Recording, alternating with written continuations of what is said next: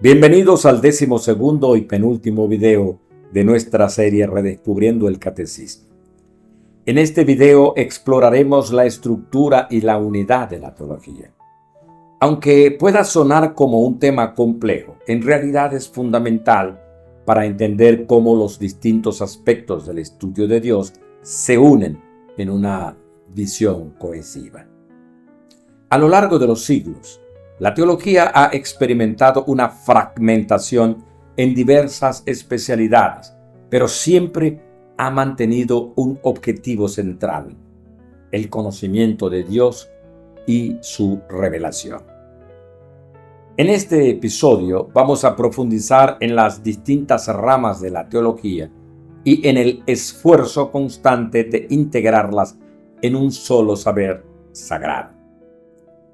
La división de la teología en diversas especialidades realmente comenzó en la Baja Edad Media y se acentuó en el Renacimiento, cuando los cambios filosóficos y la crítica hicieron que se perdiera la unidad lograda en los siglos XII y XIII. Durante el siglo XIX, pensadores como John Henry Newman, Johann Adam Möller, influenciados por el movimiento romántico, intentaron recuperar esa unidad, integrando la tradición con ideas nuevas. Sin embargo, el proceso de fragmentación continuó y dio lugar a especializaciones dentro de la teología, como por ejemplo la escolástica y mística. La primera división importante ocurrió entre la escolástica y la mística. La escolástica, con su enfoque racional, llegó a veces a exceso intelectual que restaba importancia a la experiencia espiritual de la fe. Así entonces surgió la teología ascética y mística, que se centran en alimentar la espiritualidad mediante la experiencia directa de Dios y se aleja de la teología especulativa y teórica. La dogmática y moral. Con el tiempo, la teología moral se fue separando de la teología dogmática. A partir del siglo XVI, la teología moral comenzó a desarrollarse como una disciplina autónoma enfocada en resolver problemas prácticos y causística, guiando a los confesores en cuestiones éticas concretas. Este enfoque se distanció de la integración original de Santo Tomás de Aquino, que veía la moral y las acciones humanas como parte integral del misterio de Dios y la gracia. Teología especulativa y teología positiva. En el siglo XVI, la teología especulativa, también conocida como escolástica, se separó de la teología positiva. La teología especulativa utiliza un enfoque filosófico y abstracto para entender la naturaleza de Dios y la realidad, mientras que la teología positiva se enfoca en los textos bíblicos y en los escritos de los padres de la Iglesia, explorando el contexto, explorando el desarrollo histórico de la revelación. La apologética y dogmática. En el siglo XVII, la apologética surgió como una disciplina independiente, dedicada a demostrar la credibilidad de la fe cristiana y defender la exclusividad de la Iglesia Católica frente a los reformadores protestantes. Con el tiempo, la apologética evolucionó hasta convertirse en lo que hoy conocemos como la teología fundamental, es decir, una disciplina enfocada en la justificación racional de la fe. En síntesis, en la actualidad, la teología abarca una gran variedad de ramas, incluyendo mariología, eclesiología, teología bíblica y teología pastoral. Cada una tiene su propio campo de estudio, su propia metodología, pero todas se orientan hacia el mismo fin: comprender y profundizar en la revelación de Dios y la vida de la fe. La unidad de la teología. A pesar de esta fragmentación, la teología conserva un núcleo unificador.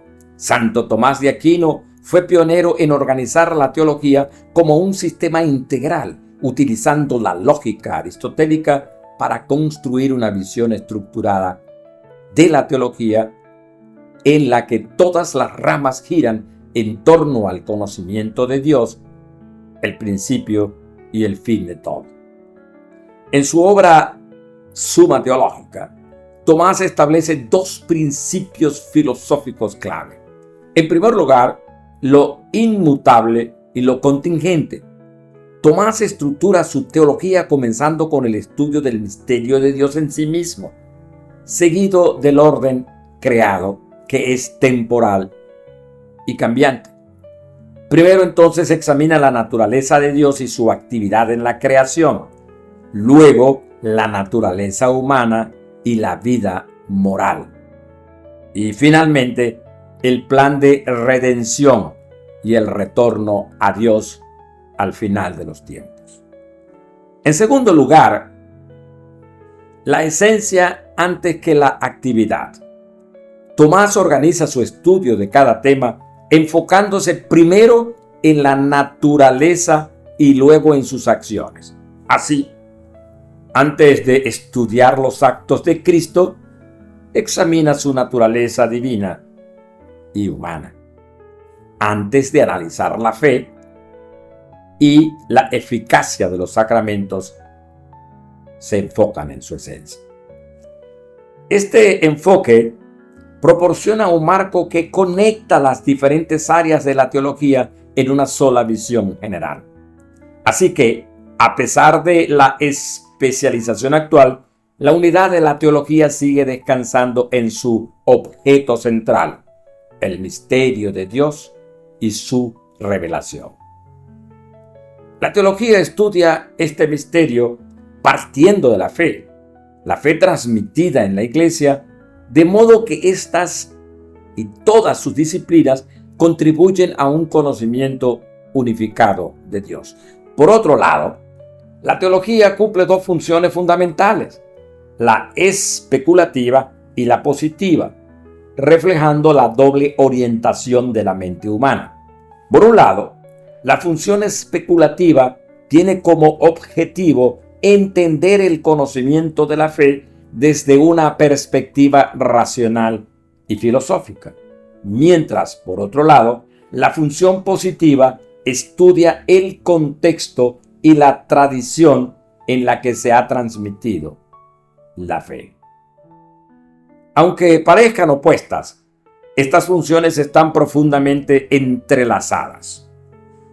Por un lado, la teología positiva utiliza métodos históricos para examinar la revelación y el testimonio de la fe a lo largo del tiempo.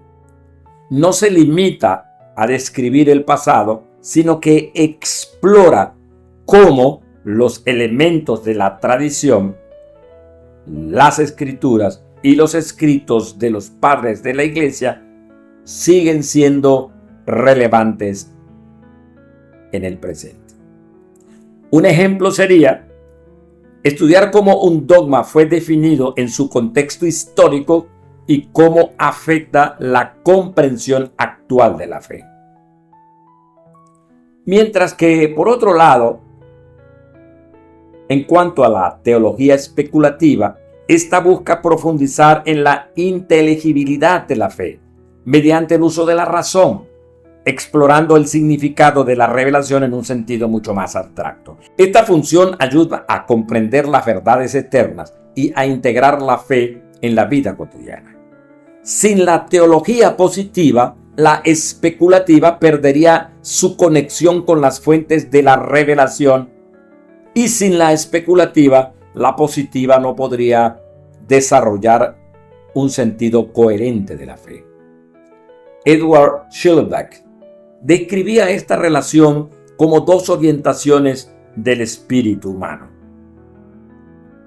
el deseo de entender los datos en su contexto y el impulso de profundizar su significado. La colaboración entre ambas es esencial para que la teología conserve su unidad y relevancia. Así pues, la teología positiva y la especulativa no son disciplinas separadas, sino dos enfoques complementarios dentro de un mismo saber teológico. La teología especulativa comienza desde la teología positiva, ya que necesita el contexto histórico que éste le proporciona.